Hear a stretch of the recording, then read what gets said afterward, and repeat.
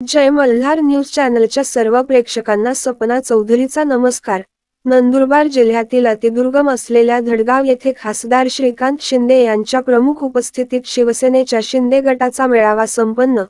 मेळाव्यातून खासदार श्रीकांत शिंदे यांनी जिल्ह्यातून विधानसभेत आमदार पाठवण्यासाठी प्रयत्न तर धडगाव वडफळा नगरपंचायतीला 8 कोटींचा निधी मंजूर। मुख्यमंत्री दिवसभर तळागाळातील जनतेत राहून त्यांना न्याय मिळावा यासाठी झटत आहेत। राज्यात प्रत्येक घटकाला योजनांच्या माध्यमातून लाभ मिळत आहे। भविष्यात शिवसेनेचे नंदुरबार जिल्ह्यातून विधानसभेत 2 आमदार पाठवण्यासाठी प्रयत्न करण्यात येतील, असे प्रतिपादन खासदार डॉक्टर श्रीकांत शिंदे यांनी केले।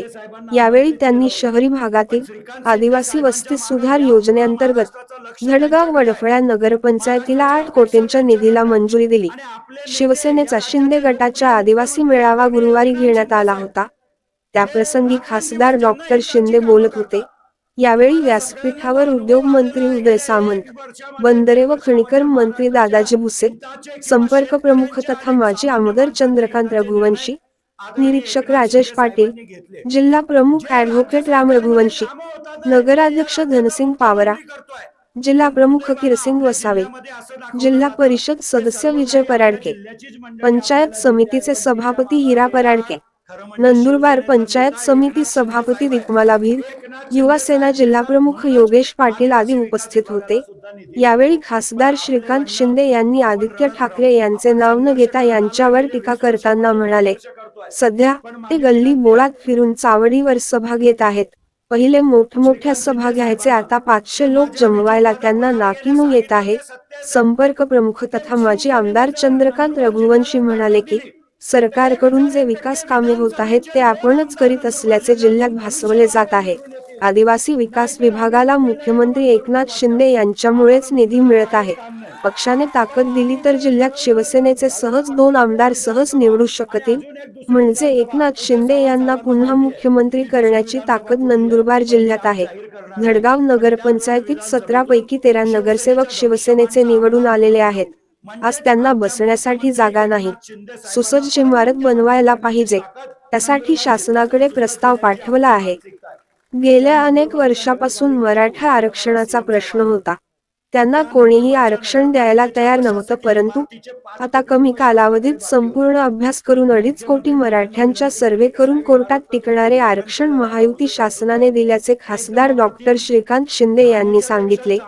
जिल्ह्यातील शिवसैनिकांवर अखेर होत असल्याची भावना व्यासपीठावरील मान्यवरांनी जाहीररित्या बोलून दाखविली। मुख्यमंत्र्यांपर्यंत ही बाब पोहोचविणार असल्याचे बंदरे व खनिकर्म मंत्री दादाजी भुसे यांनी सांगितले। ते म्हणाले की यापूर्वी मुख्यमंत्र्यांच्या वर्षाची दार विशिष्ट लोकांसाठीच उघड असायचे।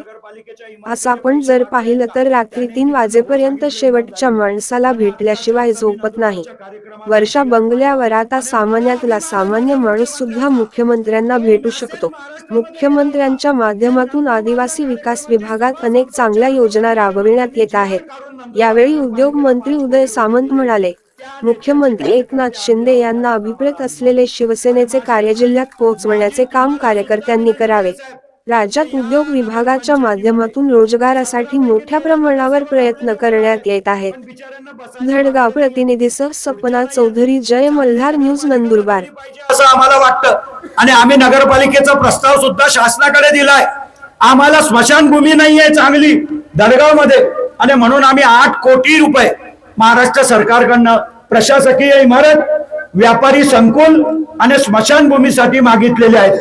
तुम्ही सुद्धा एकनाथ शिंदे साहेबांचे उत्तराधिकारी आहेत, तुमच्याकडनं सुद्धा आमची तीच अपेक्षा आहे की तुम्ही जर मुंबईला गेले तर आमच्या 8 कोटी रुपयाचा आदेश मुंबईवरून त्वरित काढून द्यावा, जेणेकरून नंदुरबार जिल्ह्याची जनता आपल्याला सुद्धा आठवण ठेवेल।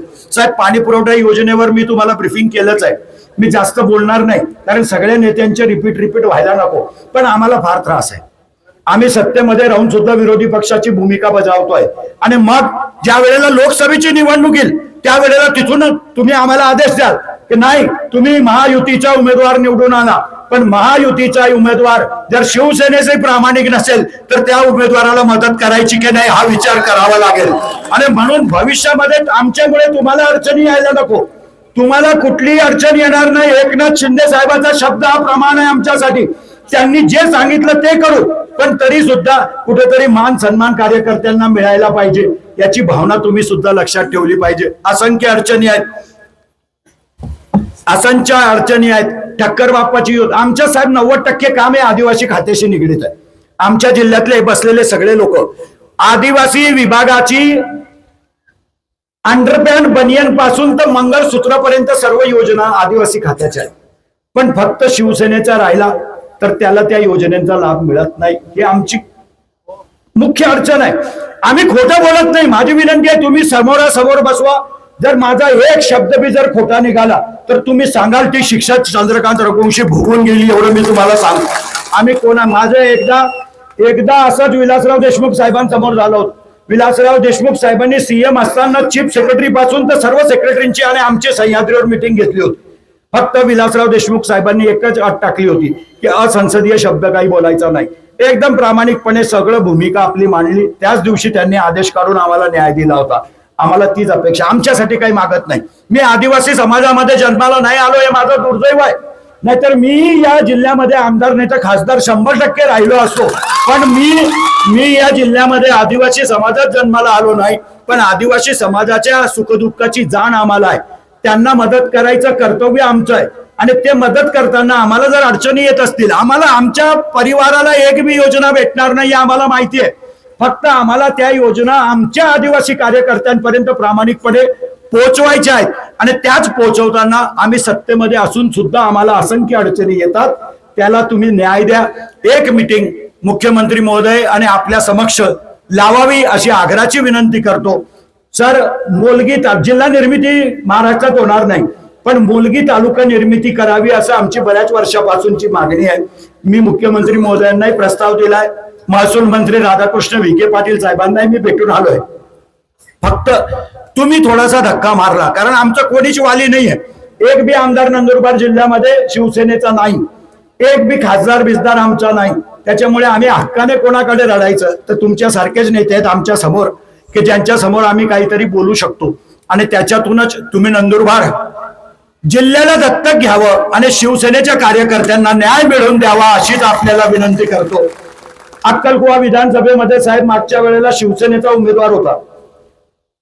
तत्कालीन नेते शिवसेनेचे उद्धव साहेब ठाकरेंची सभा आम्ही सगळ्यांनी घेतली होती. आम्ही स्वतः 19 मध्ये विजू पराडगे असेल, किरसिंग दादा असेल, मी असेल, आम्ही सगळ्यांनी 19 मध्ये शिवसेनेमध्ये प्रवेश केला. महाराष्ट्राच्या टोकाला असलेला आपला हा नंदुरबार जिल्हा,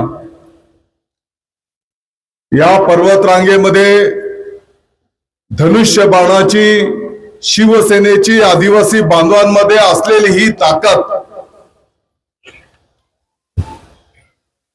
खऱ्या अर्थाने आज आपण माननीय मुख्यमंत्री महोदय एकनाथजी शिंदे साहेबांच्या पाठीमागे खंबीरपणे उभे राहिला, त्याबद्दल मी आपल्या सगळ्यांचा आभार व्यक्त करतो. आज जर आपण बघितलं साहेब, तसा हा आदिवासी बहुल जिल्हा आहे. संपूर्ण महाराष्ट्रामध्ये मिरचीच्या साठी प्रसिद्ध आपला हा जिल्हा आहे.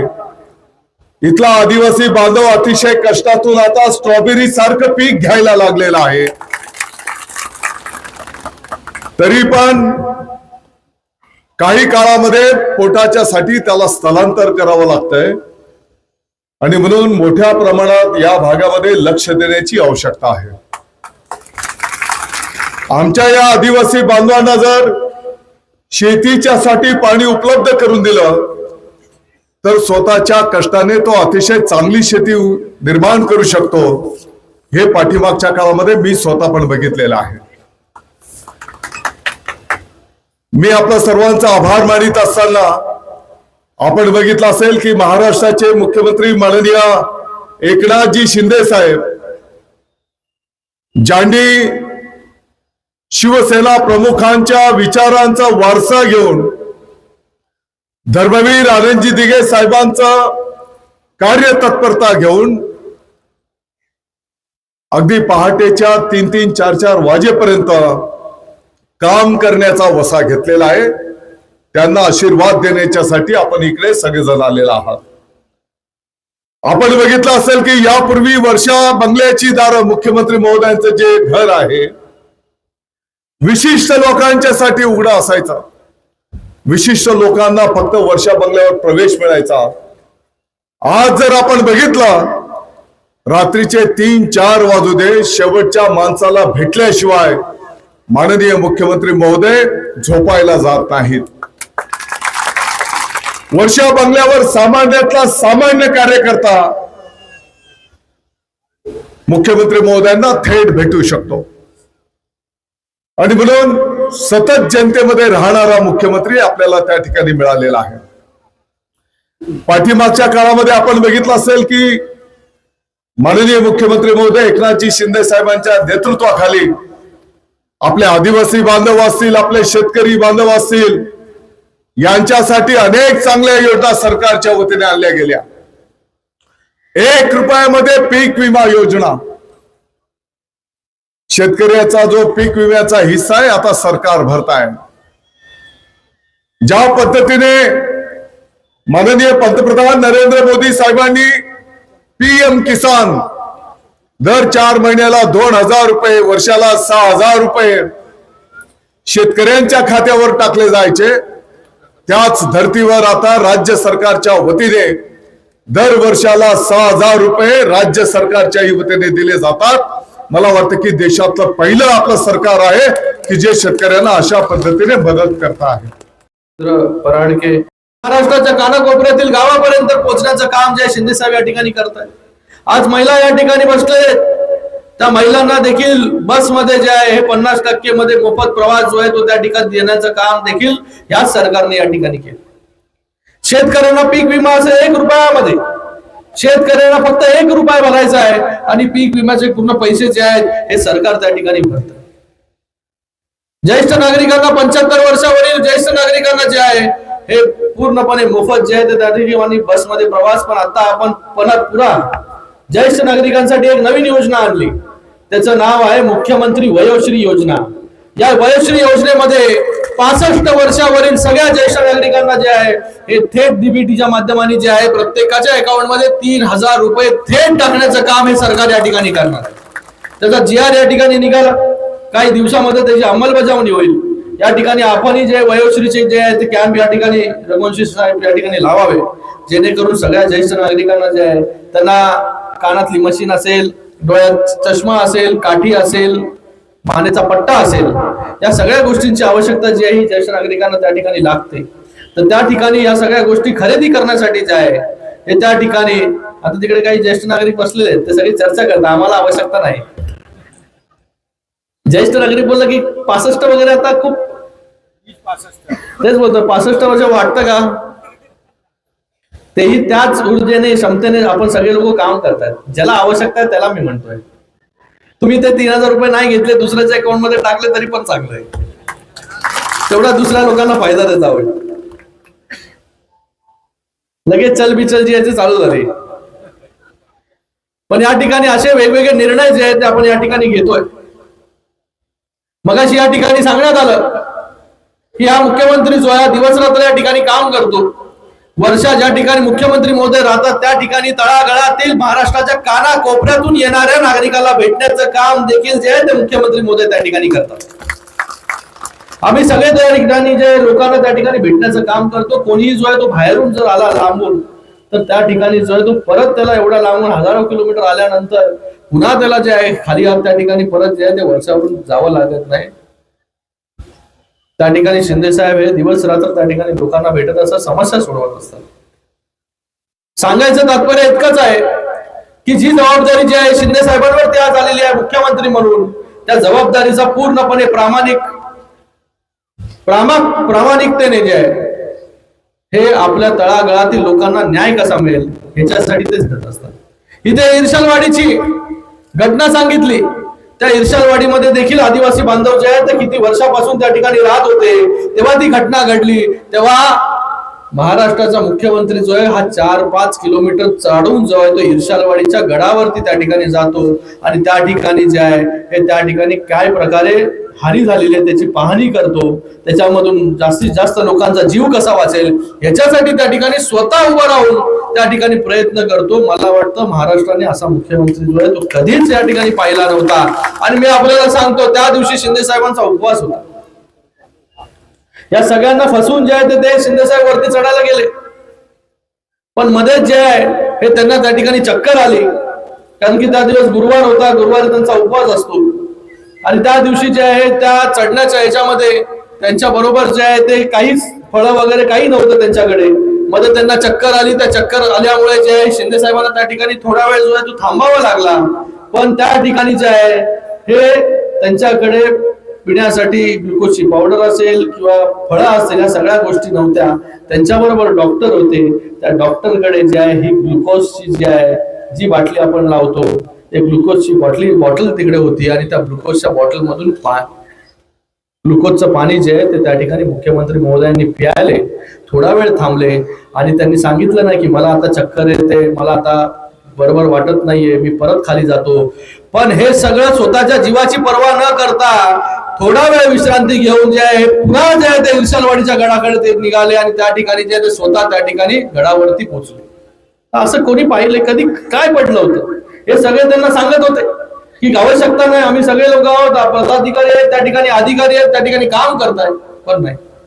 पण गेल्या 2.5 वर्ष अगोदर 2.5 वर्ष आपण असाही मुख्यमंत्री पाहिला की तो घराच्या बाहेर जो आहे तो कधीच त्या ठिकाणी निघाला नाही. कोरोना सारखी कठीण परिस्थिती होती, कोरोना सारखी कठीण परिस्थिती होती. त्यावेळेस जे आहे हे लोकांना जे आहे आपल्या नेत्याकडून जे आहे ती अपेक्षा त्या ठिकाणी होती.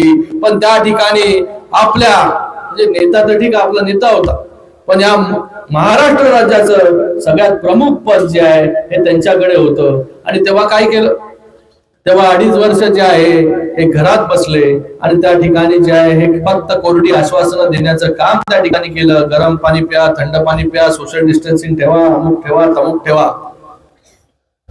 असाही मुख्यमंत्री आपण पाहिला की जो घराच्या बाहेर जेव्हा लोकांना सगळ्यात जास्त आवश्यकता होती कोविड मध्ये तेव्हा ते बाहेर पडले नाही. पण माननीय मुख्यमंत्री एकनाथजी शिंदे साहेब तेव्हा मंत्री होते, तेव्हा पीपीई किट घालून जे आहे ते हॉस्पिटलमध्ये जाण्याचं काम जे आहे ते माननीय मुख्यमंत्री महोदयांनी त्या ठिकाणी केलं. स्वतःच्या जीवाची पर्वा जी आहे ती त्या ठिकाणी केली नाही. असा हा मुख्यमंत्री जो आहे तो आपल्याला या ठिकाणी लाभतो. आपण जे त्यांना या धडगाव असेल, नंदुरबार असेल, रघुवंशी साहेब हे लोकांसाठी आपण जे काम करतो अहोरात्र याची ही पोच पावती आहे. नाहीतर कोणाला पडलेलं आहे त्या ठिकाणी उभा राहून, कोण डॉक्टर श्रीकांत शिंदे, कोण उदय सामंत आणि कोण दादा भुसे आणि कोण रघुवंशीजी. एवढ्या उन्हामध्ये उभं राहून या ठिकाणी मंडपामध्ये बसून देखील आपल्याला त्या ठिकाणी गरम होत आहे. पण या ठिकाणी भर दुपारी उन्हामध्ये राहून जे आहे ते आपलं भाषण या ठिकाणी ऐकतात, कारण की यांना एक आशा आहे, एक अपेक्षा आहे. ती आशा आणि अपेक्षा जी आहे ती माननीय मुख्यमंत्री एकनाथजी शिंदे साहेबांवरती आहे. आपण त्यांचे जे आहोत हे प्रतिनिधी जे आहेत त्या ठिकाणी आहोत. आवाज वाढव ना बाबा. आज आत्ता कसा खणखणीत आवाज होतो, मगाचपासून का कमी करून ठेवला होता? त्या ठिकाणी डेसिबलचा काही प्रॉब्लेम नाही आहे.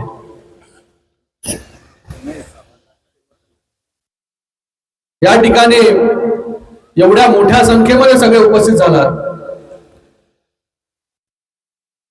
हे माननीय मुख्यमंत्री एकनाथजी शिंदे साहेब ज्या प्रकारे या महाराष्ट्र राज्यामध्ये गेल्या 2.5 वर्षामध्ये काम करतायत, जे काम त्यांनी उभं करून ठेवलंय त्याच्यामुळे जे आहे ते एवढ्या मोठ्या संख्येमध्ये लोक जे आहेत या ठिकाणी उपस्थित राहिले आहेत.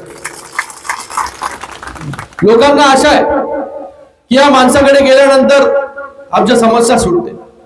या माणसाकडे आम्ही गारणं मांडल्यानंतर जे आहे हा माणूस जो आहे तो आमचं गारणं जे आहे ते त्या ठिकाणी ऐकून घे. आणि उभ्या महाराष्ट्राने जे आहे हे गेल्या 2.5 वर्षामध्ये हे अनुभवलं. आपण सुद्धा रघुवंशी साहेब पदोपदी जे आहे हे शिंदे साहेब कशा प्रकारे काम करतात हे आपण अनुभवतो. मगाशी सगळ्या दोन्ही नेत्यांनी या ठिकाणी, मंत्र्यांनी शिंदे साहेब कशा प्रकारे काम करतात हे आपल्याला सांगण्याचा या ठिकाणी प्रयत्न केला. पण मी आपल्याला कालचंच उदाहरण देतो. काल रात्री पहाटे 4 वाजेपर्यंत भाऊला इकडे झोप आली आहे. मगाशी मी चहा जो घेतला तो त्यासाठीच घेतला की मी रघुवंशी साहेबांना सांगितलं की बाबा आम्ही झोपलोय 4:30ला, तुम्ही आम्हाला उठवलं 6:30ला, आम्ही या ठिकाणी पोहोचलोय 10 वाजता. तर अशा या परिस्थितीमध्ये जे आहे ते थोडं भाषणाच्या अगोदर जर थोडा चहा मिळाला तर भाषणाला पण थोडं तर अशा परिस्थितीमध्ये आम्ही सगळे लोक जे आहेत त्या ठिकाणी काम करतो. शिंदे साहेबांच्या खांद्याला खांदा लावून हे सगळे मंत्रिमंडळातले सगळे त्यांचे सहकारी जे आहेत त्या ठिकाणी काम करतात. सांगायचं तात्पर्य इतकंच आहे की या महाराष्ट्रासाठी, या महाराष्ट्राच्या जनतेसाठी जे आहे दिवस रात्र काम करणारा पहिल्यांदा इतिहासामध्ये जर मुख्यमंत्री कुठं मिळाला असेल त्याचं नाव आहे एकनाथजी शिंदे साहेब. महिलांसाठी धोरणं असेल, शेतकऱ्यांसाठी असेल, युवकांसाठी असेल, ज्येष्ठ नागरिकांसाठी असेल, या ठिकाणी मोठ्या प्रमाणामध्ये निर्णय घेण्याचं काम जे आहे या ठिकाणी शिंदे साहेबांनी केलं. कालही मराठा आरक्षण, मराठा समाजाला जे आहे हे गेले अनेक वर्ष आरक्षणाचा प्रश्न होता, कोणी त्या ठिकाणी द्यायला तयार नव्हतं. पण त्या ठिकाणी सर्व अभ्यास करून एक फक्त कमी कालावधीमध्ये जे आहे हे मला वाटतं 2.5 कोटी लोकांचं सॅम्पल जे आहे ते त्या ठिकाणी सर्वे केल्यानंतर कोर्टामध्ये टिकेल असं आरक्षण देण्याचं काम माननीय मुख्यमंत्री एकनाथजी शिंदे साहेब असतील, उपमुख्यमंत्री देवेंद्र फडणवीस साहेब असतील आणि अजितदादा असतील या ठिकाणी करतायत. एक अपेक्षा आहे की हा माणूस जो आहे हा प्रामाणिक आहे, हा माणूस जो आहे हा माणूस आपल्या पक्षाला जे आहे हे पुढे घेऊन जाण्याचं काम करेल, आपल्या कार्यकर्त्याला पुढे घेऊन जाण्याचं काम करणारा असा विश्वास जो आहे हा शिंदे साहेबांवरती आपल्या सगळ्यांचा आहे. म्हणूनच एवढ्या मोठ्या संख्येमध्ये आपण या ठिकाणी बसलात. आज काही लोक जे आहे ते महाराष्ट्रभर फिरतायत सभा घेत. अगोदर मोठ्या मोठ्या सभा व्हायच्या, पण आज गल्ली बोळामध्ये फिरताना जे आहे हे 500 लोक जमवायला देखील नाकी 9 त्या ठिकाणी येत आहेत. अशी परिस्थिती जी आहे ही महाराष्ट्राच्या जनतेने जी आहे ती त्यांची या ठिकाणी करून ठेवलेली. अगोदर त्यांना वाटायचं एवढ्या मोठ्या सभा होतात, अरे सभा करणारे लोक जे आहे ही सगळी शिंदे साहेबांबरोबर आहे, तुमच्या बरोबर कोण राहिलेलं आहे त्या ठिकाणी तर सभा तुमच्या मोठ्या होतील. 500 लोक पहिला दरारा एवढा मोठा 5,000 10,000 त्याच्या खाली नाही ना, 20-25 हजाराच्या खाली नाही, 25 हजाराच्या खाली नाही. आज 250 माणसं 500 माणसं चावडीवरती जाहीर सभेवरून चावडीवर यायला लागले. बाजार असतो, बाजार आठवडे बाजार आपल्यासारखं मैदानात नाही घेत. आठवडा बाजार असतो, त्या आठवडा बाजारामध्ये जे आहे ते त्या ठिकाणी सभा करतात जेणेकरून लोक जे आहे ते आपोआप त्या ठिकाणी कोणी आठवड्या बाजारामध्ये कोणी गेला त्या ठिकाणी काही चाळे वगैरे गेले तर लोक उभंच राहतात बघायला. पण आज आपल्याला एवढंच सांगतो मी, आज आपला हा आदिवासी बहुल भाग आहे. आज या ठिकाणी जे आहे हे निसर्गाने नटलेलं सौंदर्य जे आहे या ठिकाणी आपण पाहतो. या ठिकाणी जे आहे ह्या पूर्ण भागाचा जो आहे हा विकास झाला पाहिजे. पर्यटनाच्या माध्यमाने जे आहे लोकांना नोकऱ्या मिळाल्या पाहिजे. त्या देखील मगाशी मला रघुवंशी साहेब त्या ठिकाणी सांगत होते की पर्यटन जर विकास या ठिकाणी झाला तर आमच्या आदिवासी बांधवांना जो आहे तो या ठिकाणी रोजगाराच्या संधी ज्या आहेत त्या ठिकाणी उपलब्ध होतात. सारखे मोठे या ठिकाणी डोंगर आहेत, मला वाटतं ते या ठिकाणी मगाशी ते म्हणत होते की महाबळेश्वर नंतर सगळ्यात जास्त सुंदर तोरणमाल सारखा एक आपल्याकडे थंड हवेचं ठिकाण या ठिकाणी आहे. त्याची जर डेव्हलपमेंट या ठिकाणी झाली तर मोठ्या प्रमाणामध्ये जे आहे ते आपल्याला या ठिकाणी रोजगार निर्मिती होईल. मी आपल्या सगळ्यांना एवढंच सांगू इच्छितो की आज इथून गेल्यानंतर जे आहे हे रघुवंशी साहेबांच्या मार्गदर्शनाखाली आपल्याला ह्या पूर्ण विभागाचा ज्या ज्या गोष्टी या ठिकाणी लागतील या नंदुरबार जिल्ह्यामध्ये त्या गोष्टी देण्याचं काम देखील या ठिकाणी आम्ही करू. आपण मगाशी मला एक गोष्ट या ठिकाणी सांगितली की आम्हाला 8 कोटी रुपये जे आहेत या धडगावसाठी पाहिजे, ज्या ठिकाणी इमारत असेल प्रशासकीय आणि त्याचबरोबर स्मशानभूमी.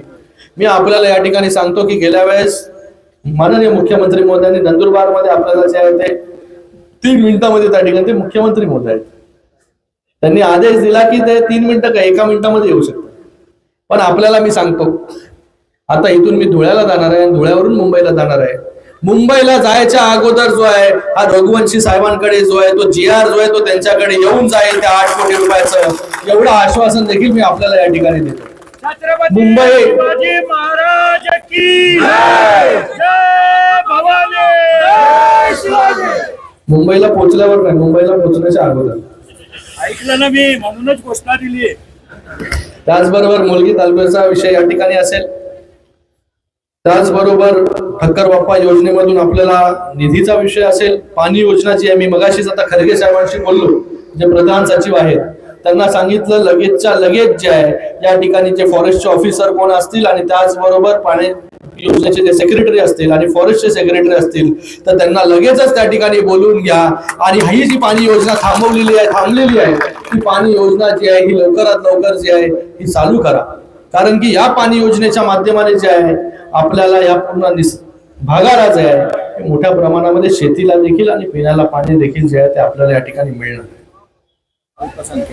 अल्पसंख्याक सभागृहाचा या ठिकाणी विषय आपण मांडला. त्या अल्पसंख्याक समाजासाठी आपल्याला काही निधी या ठिकाणी पाहिजे. मी आता सत्तार साहेबांशी बोललो आणि आपण 1.5 कोटीची मागणी जी आहे ती त्या ठिकाणी अल्पसंख्याक समाजासाठी केलेली आहे आणि 50 लाख रुपये मला वाटतं सभागृहासाठी केलेली आहे. तर ते म्हणाले की माझ्या वतीने जे आहे ते त्या ठिकाणी घोषणा करून टाका की निधी जो आहे तो या ठिकाणी मी दिलेला आहे. तर त्यांच्या वतीने जे आहे त्या ठिकाणी मी जाहीर करतो की आपल्याला जो आहे जो निधी या ठिकाणी लागेल तो निधी देण्याचं काम या ठिकाणी करेल. अँब्युलन्स देखील आपण मागितली, अँब्युलन्स देखील आपल्याला पहिल्या ह्याच्यामध्ये दिली आम्ही. आता अजून अँब्युलन्स येत आहेत. त्याच्या सगळ्या अँब्युलन्सेस होत्या, त्याच्यामध्ये मोठं सहकार्य जे आहे हे उदय सामंत साहेबांनी या ठिकाणी केलं होतं. आज त्यांच्या माध्यमाने जे आहे महाराष्ट्रभर जे आहे हे वेगवेगळ्या भागामध्ये, दुर्गम भागामध्ये अँब्युलन्स पोहोचवण्याचं काम देखील आपण त्या ठिकाणी केलं. येणाऱ्या काळामध्ये अजून अँब्युलन्स येतील तेव्हा आपल्याला देखील अजून एक अँब्युलन्स आहे, कारण की हा भाग जो आहे हा इतका विस्तीर्ण आहे, मोठा आहे, त्याच्यामध्ये एका अँब्युलन्सनी त्या ठिकाणी काही होऊ शकत नाही. अपघात या ठिकाणी होतात, त्याच्यासाठी आपण सीएम रिलीफ फंडची जी आहे ती मागणी या ठिकाणी केली. त्याचाही विचार जो आहे तो त्या ठिकाणी नक्कीच आपण केला जाईल. तर अशा अनेक विषय जे आहेत ते आपण या ठिकाणी मांडले आणि या ठिकाणी कोरोनाच्या काळामध्ये आपण देखील मोठं काम या ठिकाणी केलं. 7,000 कुटुंबांना जे आहे ते रेमडेसिवीर इंजेक्शन देण्याचं काम केलं. हजारो विधवा महिलांचं जे आहे हे मानधन या ठिकाणी चालू केलं. दिव्यांग बांधवांना अनेक झेरॉक्स मशीन्स जे आहेत त्या ठिकाणी सुरू करून दिल्या. मला वाटतं हे मोठं काम जे आहे हे या ठिकाणी रघुवंशी साहेब आणि त्याचबरोबर आपल्या सगळ्या सहकाऱ्यांनी या ठिकाणी केलंय. आणि आपण मला हेही सांगितलंय की या धडगावमध्ये जे आहे ते 13 सदस्य जे आहेत आपले आणि येणाऱ्या काळामध्ये जे आहे या नंदुरबार जिल्ह्यामधून जे आहे हे 2 आमदार जे आहेत हे आपल्या या ठिकाणी धनुष्यबाण चिन्हावरती जे आहे ते निवडून येतील. मी आपल्याला या ठिकाणी आश्वासित करतो की हे 2 आमदार जे आहे निवडून येण्यासाठी आपल्याला जे काही सहकार्य शासनाकडून लागेल, आमच्याकडून लागेल, हे पूर्णपणे करण्याची तयारी जी आहे ही आमची या ठिकाणी आहे. आणि काही गोष्टी ज्या आहेत त्या आपण या ठिकाणी बोलून दाखवल्या, त्या देखील माननीय मुख्यमंत्र्यांपर्यंत पोहोचवण्याचं काम आम्ही सगळे लोक त्या ठिकाणी करू. धडगाव नगर परिषदेच्या विकासाच्या संदर्भातल्या काही मागण्या स्थानिक पदाधिकाऱ्यांकडनं मागितल्या गेल्या. त्याचा माननीय खासदार महोदय श्रीकांतजी शिंदे साहेबांनी वरिष्ठ पातळीवर पाठपुरावा केला आणि तात्काळ तो 8 कोटी रुपयांचा निधीचा शासन निर्णय निर्गमित करण्यात आलेला आहे. आणि या आदिवासी बांधवांनी जो विश्वास शिवसेनेवर व्यक्त केलेला आहे, त्यांच्या ज्या विकासाच्या संदर्भात त्या मागण्या होत्या त्या निश्चितपणे या माध्यमातून पूर्ण होतील. वरिष्ठ पातळीवरचे निर्णय आहेत. वरिष्ठ पातळीवरचे नेते, माननीय मुख्यमंत्री महोदय आणि इतरही महायुतीचे नेते जे निर्णय करतील त्याप्रमाणे त्याची अंमलबजावणी आम्ही आव्हान करतो. शेवटी त्याने पण जे आंदोलन उभं केलंय त्याची दखल माननीय मुख्यमंत्री महोदयांनी केलेली आहे. त्यांचं या मराठा आरक्षणामध्ये त्यांनी जे आंदोलन उभं केलंय त्या माध्यमातनं हा विषय पुढे गेलेला आहे, हे माननीय मुख्यमंत्री महोदयांनी स्वतः बोललेले आहेत. आणि म्हणून ते आंदोलन त्यांनी पाठीमागे घ्यावं.